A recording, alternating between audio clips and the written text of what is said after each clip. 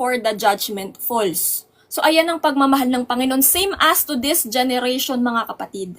Na itong pagmamahal ng Panginoon ay paggamit sa ating mga servants niya tagapaglingkod, na tayo'y winawarningan natin ang mga tao sa mensahe ng Panginoon, hinahatid natin na magbago na. Repent. Repent.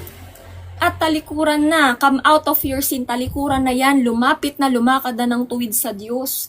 Kasi tulad nga po dito, kung anong sinabi ng Diyos, gagawin niya. So, ibig sabihin, dito, 70-year prophecy, pinasakop siya sa mga taga-Babylonia at sila inalipin for 70 years. Katulad nga din po sa Egypt, no? Ganyan po yung nangyayari. Talagang dito, slavery. Kaakibat din po yan ng agenda ng Kingdom of Darkness. Alam naman po natin, nasa agenda yan ng Kingdom of Darkness is slavery.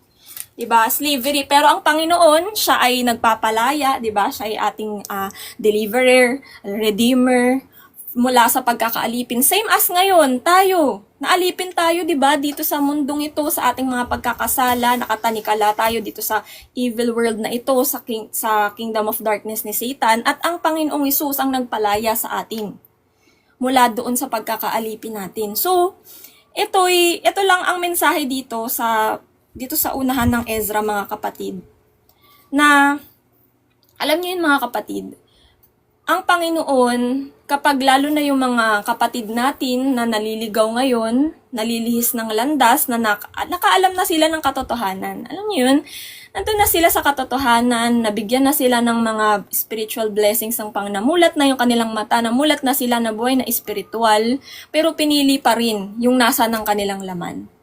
So, ang nangyayari dito, ang Panginoon ay bibigyan sila ng matinding disiplina. Katulad nitong mga taga-Juda. Kasi alam niyo yun, ang dami nang ibinigay ng Panginoon, lahat-lahat na binigay niya, but still they choose to rebel, they choose to disobey the Lord. Sabi nga wag nating kalabanin ng Diyos. It is fearful to go against God because this is God, our Creator. Wala tayong magagawa. Kahit anong matigas natin, hindi tayo walang mangyayari sa katigasan natin. Tayo lang ang mahihirapan sa huli. Tayo lang ang magsasuffer.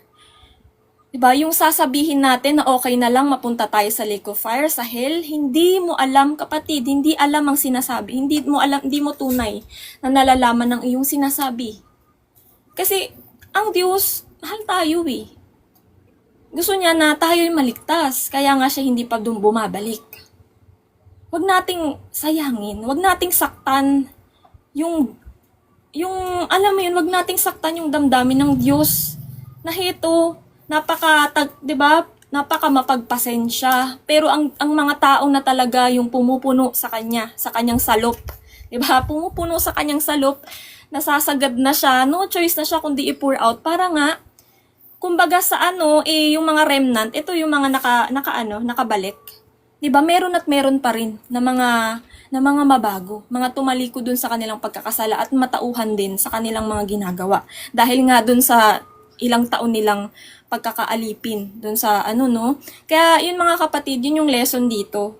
Na wag na po tayong tumalikod, wag na po tayong bumalik sa dati nating pamumuhay kasi lalo lang nating pinapahirapan yung ating mga sarili. Wala naman po talagang maibibigay ang nasa ng ating laman, kundi distraction, mga kapatid. Wag nating abusuhin. Yes, Nanay Evelyn, praise God. Wag po nating abusuhin ng Panginoon. Ang pagmamahal niya. Inisip ko nga kanina, habang nagtatapik si Snika, sabi ko, grabing mapagpasensya ng Panginoon. Grabe din yung integridad niya. Na pag may sinabi siya, for God cannot lie. Tutuparin niya yan. Kahit masakit sa kanya, naparusahan yung kanyang mga likha. Kahit masakit sa kanya, pero kailangan niyang tiisin. Sabi nga po, diba, saan nga ba yun? Isaiah ba yun? Na afflicted din siya dun sa mga afflictions natin. Hindi siya natutuwa na tayo'y nahihirapan, pero para rin sa atin iyon. Para tayo ay mabigyan ng disiplina at sa gayon sa huli, tayo pa'y maligtas ng Diyos.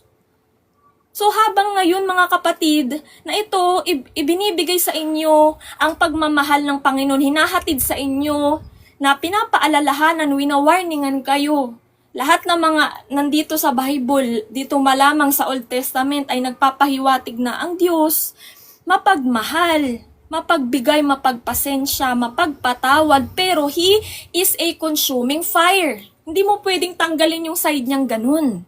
He is just. Kailangan niyang parusahan yung pamumuhay sa kasalanan ng tao. Kasi holy siya eh.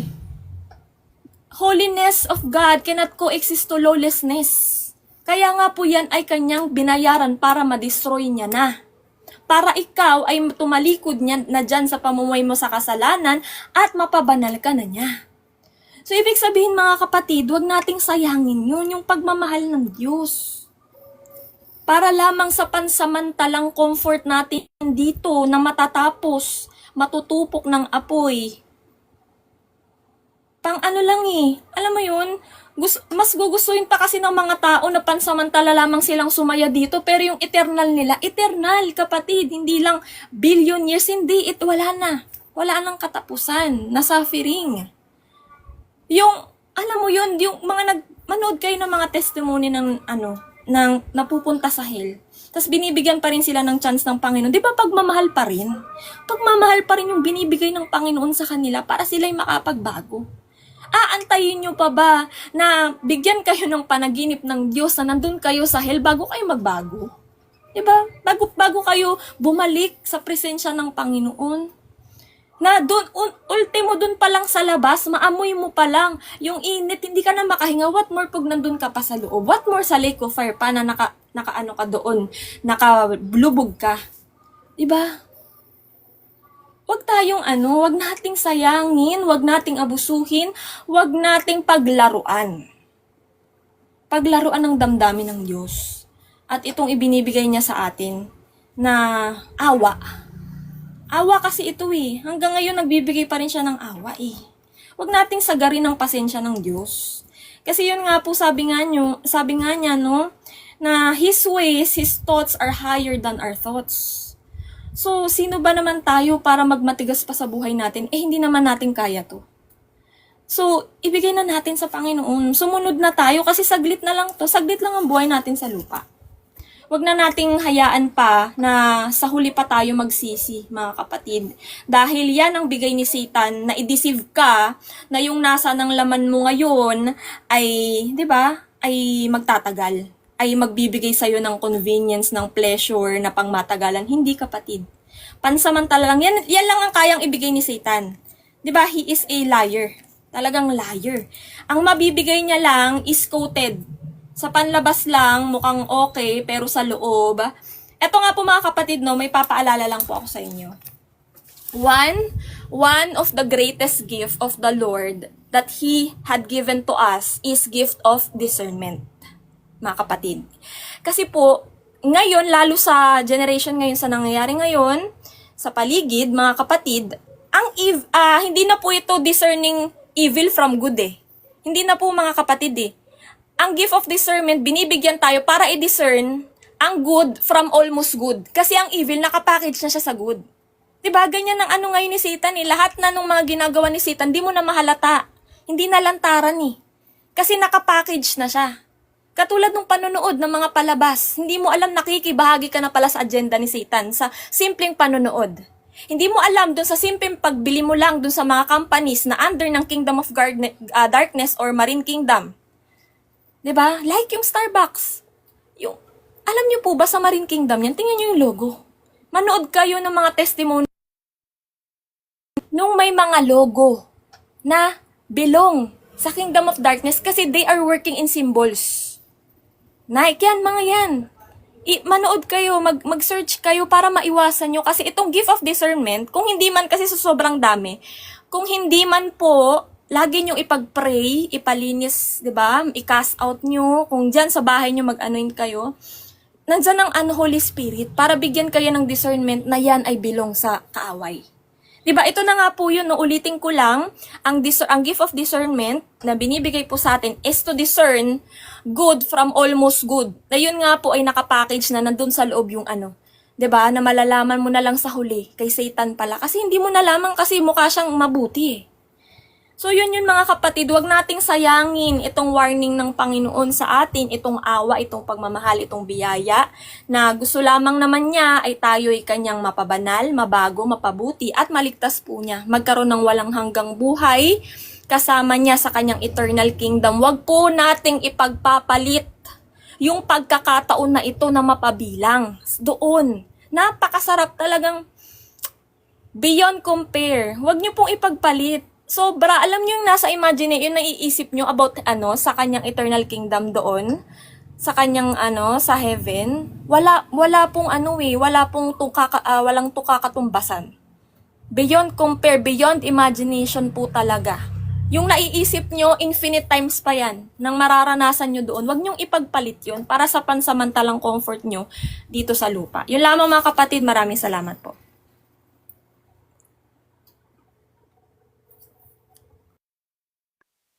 Praise God. Ang daming revelation, lalo na doon sa warning na huwag talagang sagarin yung pasensya. Yung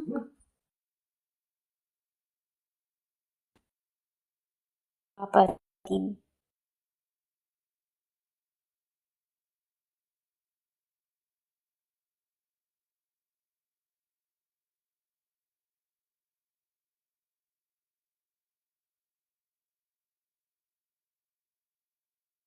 Nawala si Snake ah. Naputol. Oo nga na po to. Ate Angel, Nanay Wilma, meron po kayong idadagdag. Isi-share ko lang yung yung naano sa akin kanina. Bali, isinulat ko na lang din siya. Ayan, mga kapatid. I-ano ko lang yung na-reveal din sa akin kanina. Wait lang. Buksan ko na yung ilaw. Bali kasi dito, may ni-reveal din si Lord sa akin. Bali, nabasa ko siya kanina sa Siguro, i-ano ko na lang siya. By verse ko na lang siya siguro yan.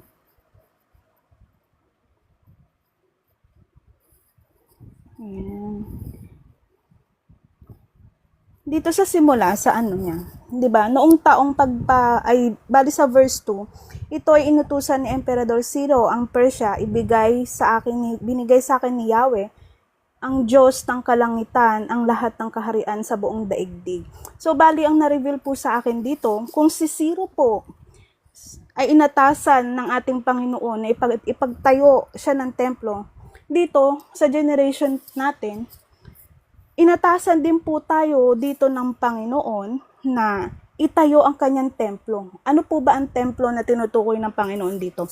Templo sa puso ng mga taong nakikinig. Tayo mismo po yun. Tayong mismong tao. Hindi po templo na mga religious church na ipapatayo, kundi tayo po mismo. Sa paraan po bang paano? Ang kanyang templo sa puso natin, na inatasan tayo na magtanim ng binhi sa mga tao. 'Di ba? Itanim natin yung binhi, yung salita ng Diyos sa mga makikinig, sa mga taong nakikinig. Itanim natin sa kanila upang yung seed na yon na itatanim natin sa kanila na salita ng Diyos, kung ito'y tatanggapin nila, ito'y yayabong. Ito'y lalago. At tayo inatasan ng Panginoon na nagtanim at tulungan na yumabong yung tinanim natin na seed sa kanila ang salita ng Diyos. Bali dito din po sa verse 4, ang naano ko rin po dito, bali babasahin ko na lang yung nakuha ko na dito pinababatid ng Panginoon kung sino man ang lumayo sa Panginoon. Kung sino daw yung lumayo, nag-backslide, di ba? Kung sino yung lumayo at nais bumalik. Na kapatid natin sa pananampalataya ay tulungan natin. Tulungan natin siya na makabalik sa Panginoon. Tulungan natin siya na akayin muli, paliyabin muli yung kanyang pananampalataya na nawala sa Panginoon.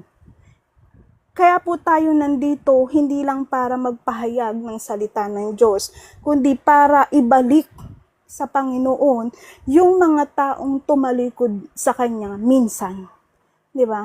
Kasi alam din po ng Panginoon na darating sa atin na nanampalataya na manlalamig tayo.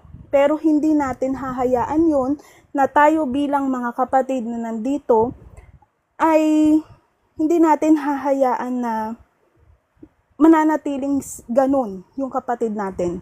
Kundi pag siya willing na bumalik at magkaroon ulit ng init at umalab ulit ang init ng pananampalataya niya sa Panginoon, tayong mga kapatid na nandito, akayin natin siya at alagaan natin siyang muli upang makakabalik siya sa ating Panginoon. So bali dito po sa verse 5 na tayo bilang inatasan o inutusan ng Panginoon na ipahayag ang kanyang salita sa gabay ng banal na Espiritu upang mapatatag ang pananampalataya sa atin ng Panginoon, di ba? Verse 6, dito makikita natin ang pagkakaisa ng lahat at pagtutulungan na ganito din ginawa natin sa bawat nagbibigay sa mga nangangailangan ng bukal sa puso at kusang loob dahil sa pagtulong sa bawat isa. Ito ay pagmamahal, di ba? Magbigay tayong tulong sa ating kapwa. Kasi ang tulong na binibigay natin na yon ay sumisimbolo ng pagmamahal. Pagmamahal natin. Kaya yung mga nangangailangan, hindi lang siya physical Hindi lang siya physical na pangangailangan, kundi spiritual din. Ibigay natin yung suporta sa pananampalataya na kailangan niya, na para hindi siya mas lalong panghinaan ng loob. 'Di ba? Ibigay natin yung suporta sa pananampalataya na ipagkaloob din natin sa kanya yung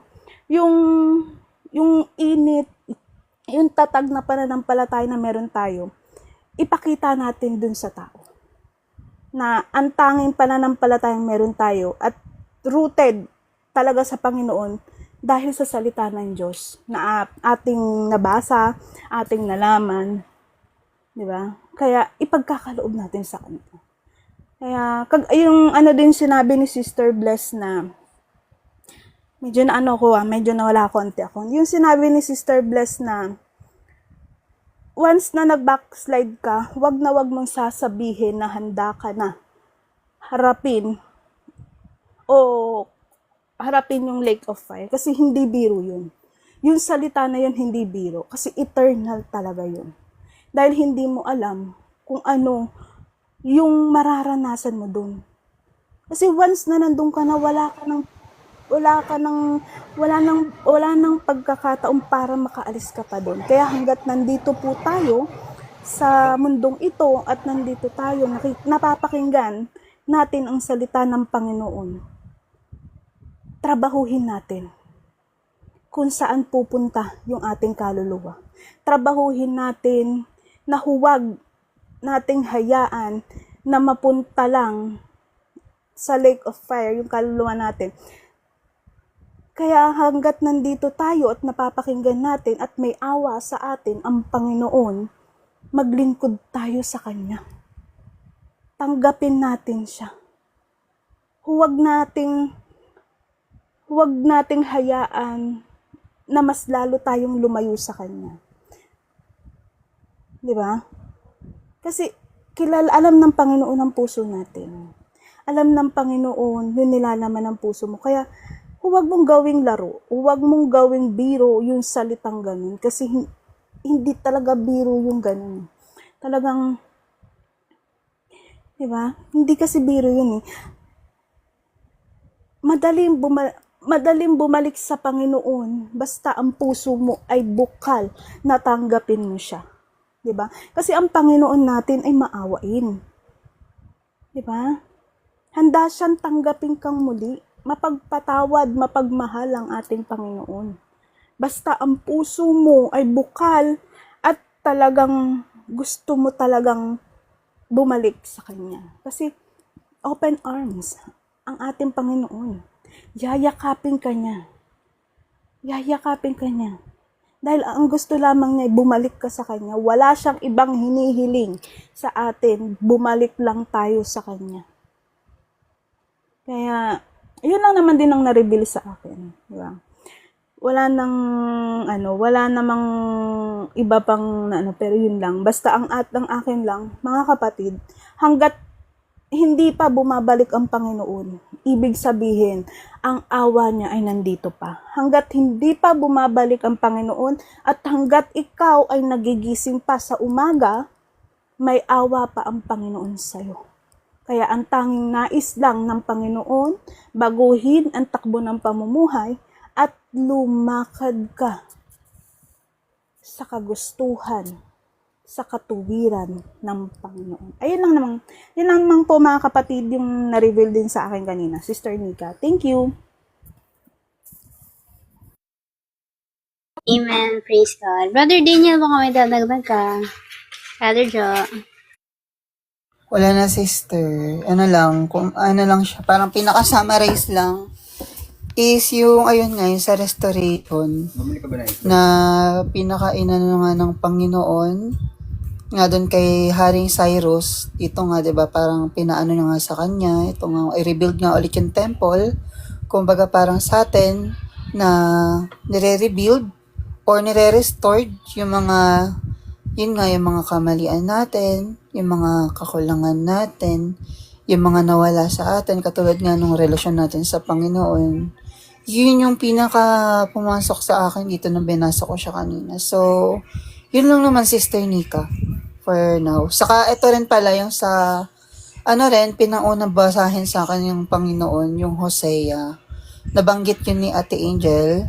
Hindi siya sa Hosea, pero doon sa nabasa ko, doon sa Hosea 14, doon sa chapter 14, nabanggit nga rin doon yung about nga sa apostasy, yung pagre-restored nga sa mga taong nag-apostasy sa Panginoon na yun nga, nire-restored niya, pinapanumbalik niyang muli na yun nga, maayos ulit yung relasyon, na bumalik ulit sa Panginoon, na maglingkod muli sa Panginoon. Kasi handa naman po talaga siya.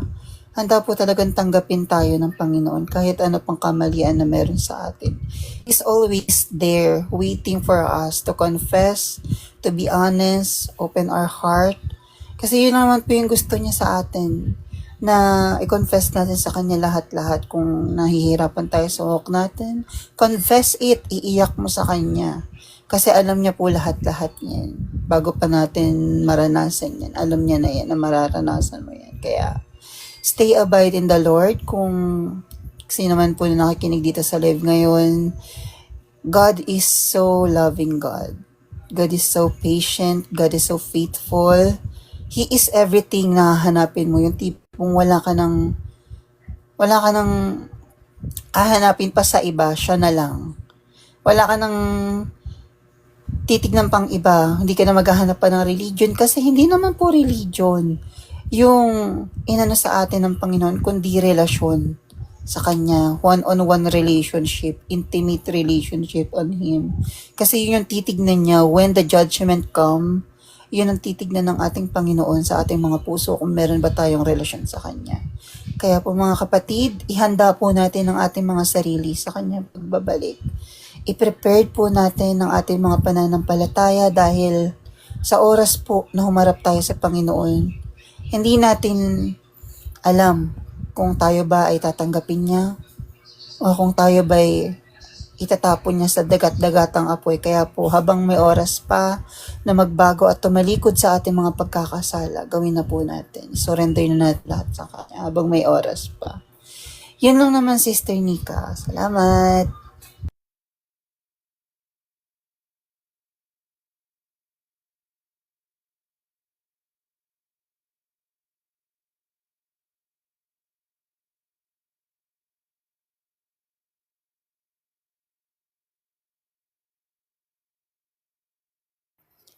Si Brother JC, baka may gustong sabihin. Brother JC.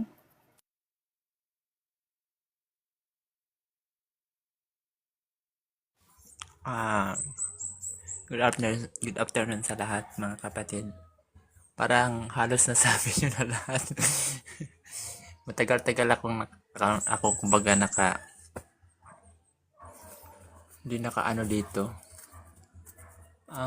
Honestly, totoo talaga yan.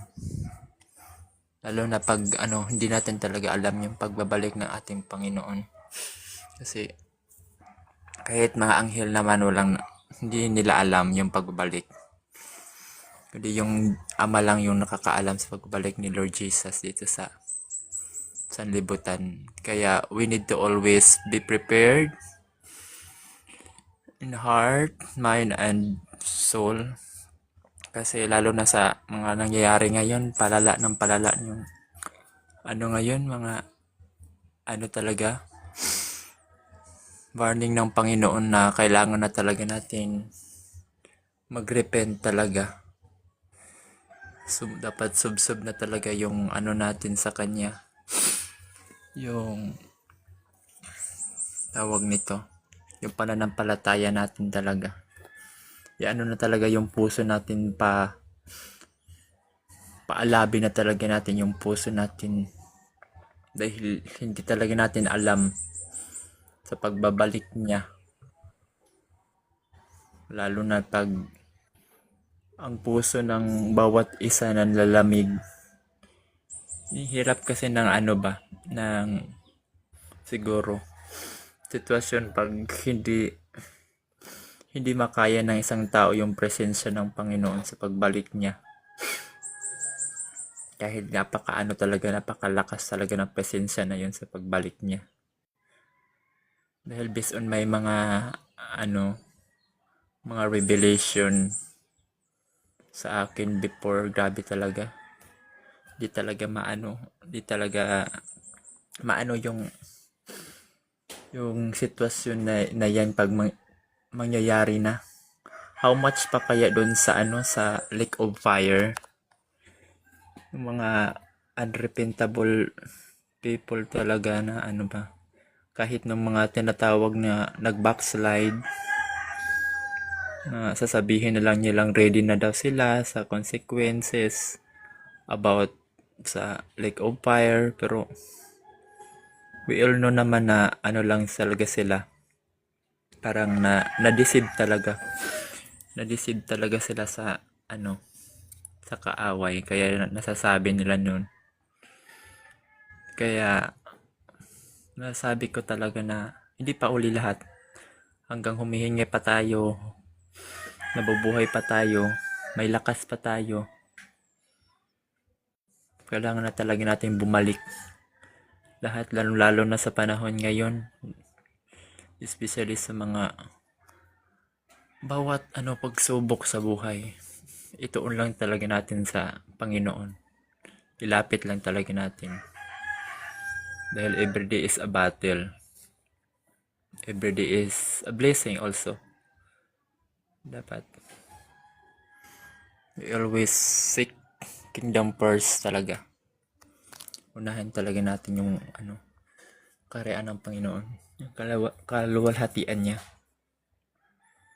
Kaya nga andito tayo, nagbibigay bawat kalakasan sa isa't isa, lalong-lalo na sa sa mga tawag nito, mga hindi pa talaga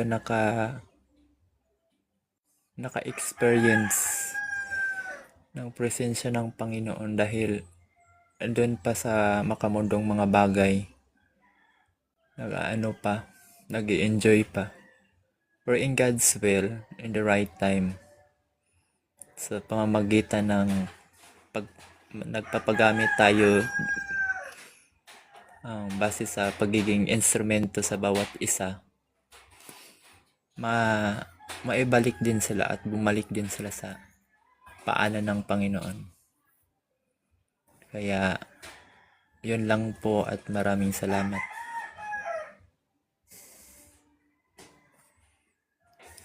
Praise God. Amen. Praise God. May dadagdag po ako patungkol po sa Ezekiel chapter 20 verse 44. Yung sinabi po ng Panginoon na ASD version po ito. Sabi po dito, O mga mamamayan ng Israel, malalaman ninyong ako ang Panginoon kapag pinakitunguhan ko kayo ng mabuti sa kabila ng marumi at masama ninyong ginawa, sabi ng makapangyarihang Panginoon. So, grabe po no, Yung patience, pagmamahal, grabe, wala talagang katulad ang Panginoon. Yun lang po yung aking karagdagan. Nanay Evelyn, baka meron po kayong idadagdag. Nanay Vilma, Brother Joe.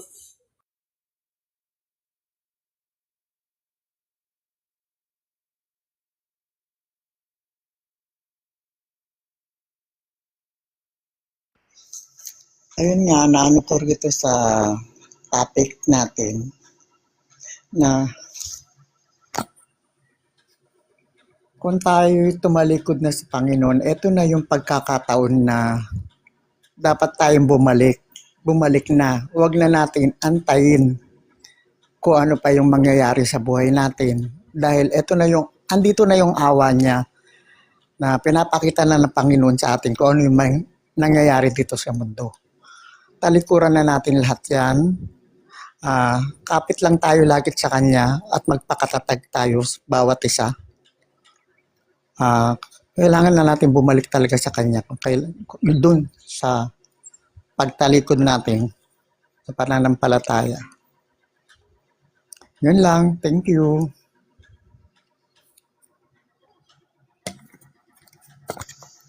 Praise God po. Ayan, wala na po ata. Sino pong closing prayer natin? Daniel. Ayan. Brother. Amen. Total depend. Ay, Ikar. Ikaw or ba? Offer, real offer. Okay po.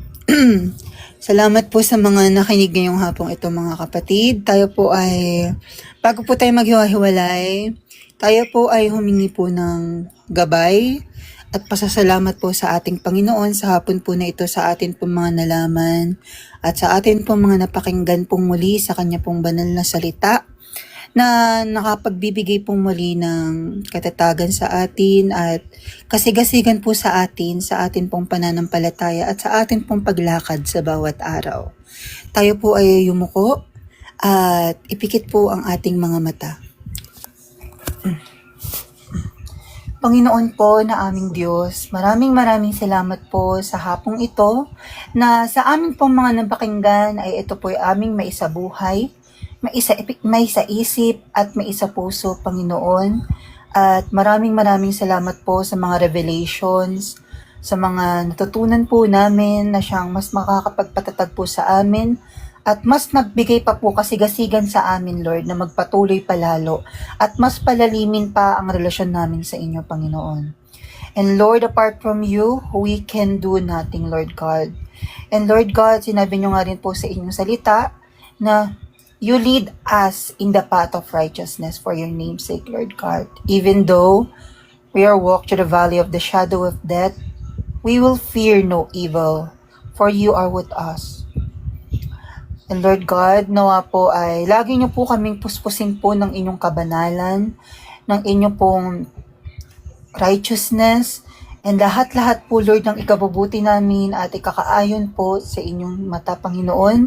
Ito po ay lagi niyong isiksik sa amin at lagi niyo pong ibigay sa amin, Panginoon. At lagi niyo pong linisin ang aming mga puso, intensyon at motibo.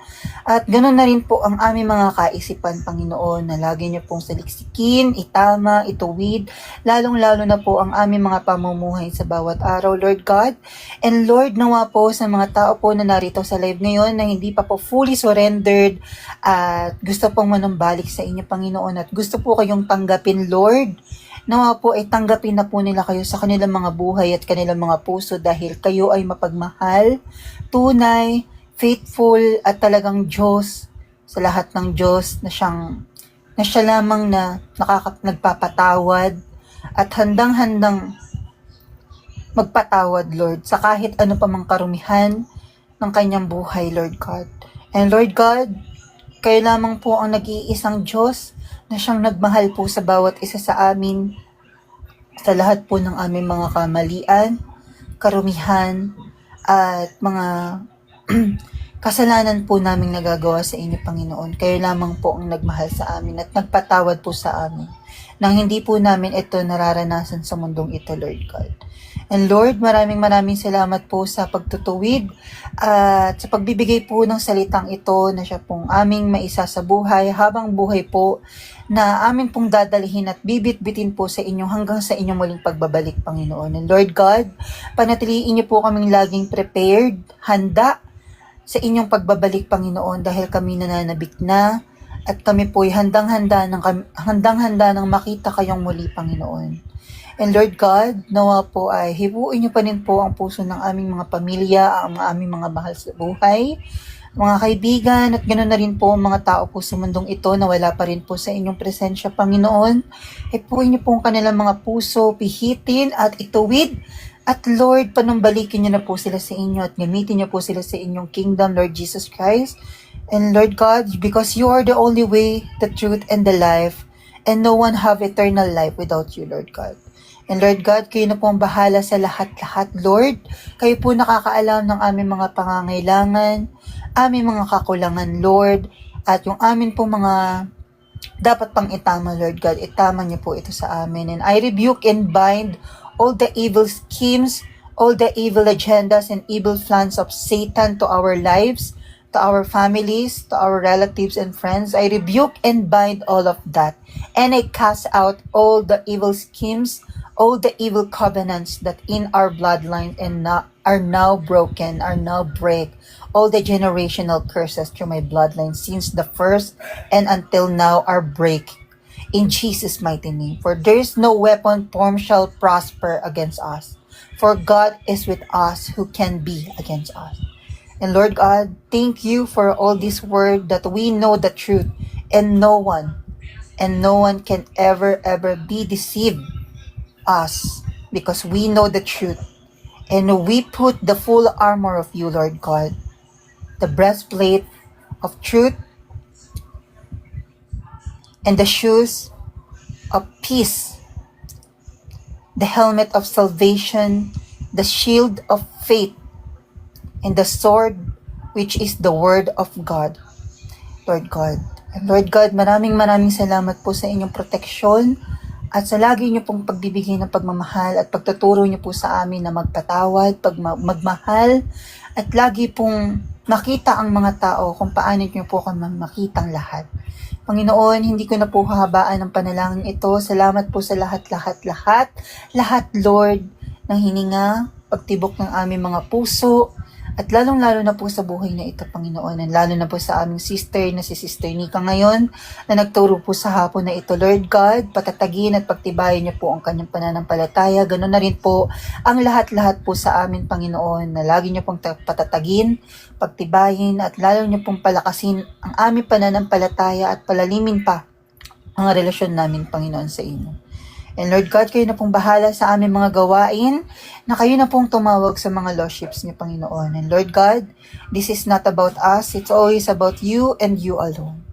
In your holy mighty name, Lord Jesus Christ, kayo lamang po ang aming papupurihan, sasambahin, pasasalamatan at papupurihan magpakailanman.